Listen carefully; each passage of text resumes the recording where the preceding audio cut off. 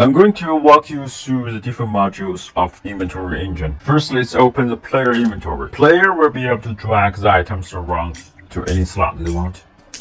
If the drag item to a slot already contain another item, you're going to swap them like this. And if the drag item to a slot contain the same type of item, you're going to merge them like this. Every item has its own maximum stack, which is 99 by my setting. So if you drag the item to here, it's only going to merge 22 to here, which become 99 in total, and return the rest to the original slot. If you drag the item outside to empty UI space, you're going to delete them and play a light stopping animation, which I personally really like this. Player will also be able to drag the item to the action bar, so they can use a shortcut key or mouse click to trigger them.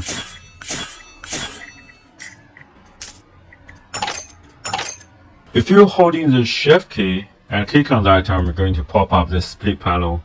And if you're holding this left and right arrows, you're going to change the numbers. Or you can directly input the number here and click on the split button. You can split the items to merge them with others, or you can slip the item to delete. Let's walk through some other functions of the player inventory. First is the category tab. If you click on these tabs, you're going to filter out the items with the same category.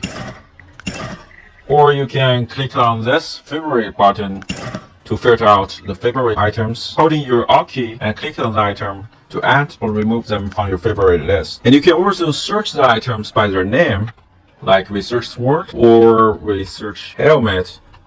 This button is to sort the items by their category and name. And this button is for switch between mini mode or normal mode.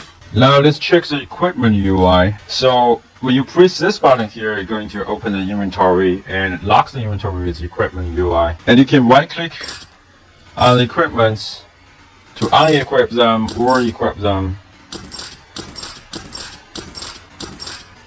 Here shows the total stats of the player. Press on the escape key to close the window and let's check the crafting panel.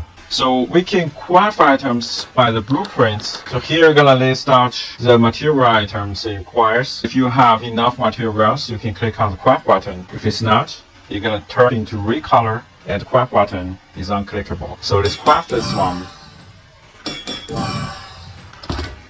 And let's check the enhancing panel to upgrade the items. So right click on this one to put into the target slot. And here shows the required materials, which is customizable. Let's click on the enhance button.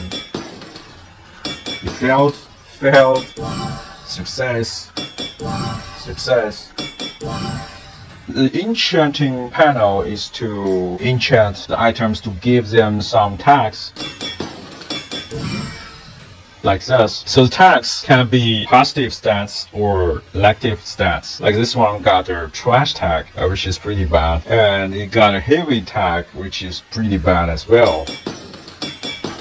It's overridden. Oh my god. Finally, got a ninja tag. Now let's check the merchant. Greetings. On the left side is player inventory, and the right side is the inventory of the merchant. So you can directly drag the items on both sides to trade. Here shows the change of the balance. If you are happy with it, just click on the trade button. Fair enough.